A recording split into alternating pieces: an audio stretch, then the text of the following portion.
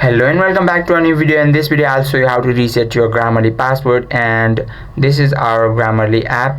And to reset its password, just go and open your browser and search this grammarly.com/reset password and tap on search button and tap on your first website and tap on this reset link and then tap on this link, and then it will take you to a website from where you can reset your password. Just enter your email address over here and tap on send me instructions and go and check your Gmail for instruction Gmail. This is our instruction Gmail. Tap on reset password and choose your browser, and now it will take you to a website from where you can reset your password. Just tap on this new password button and enter your new password and tap on reset password, and that is how you can reset your Grammarly password.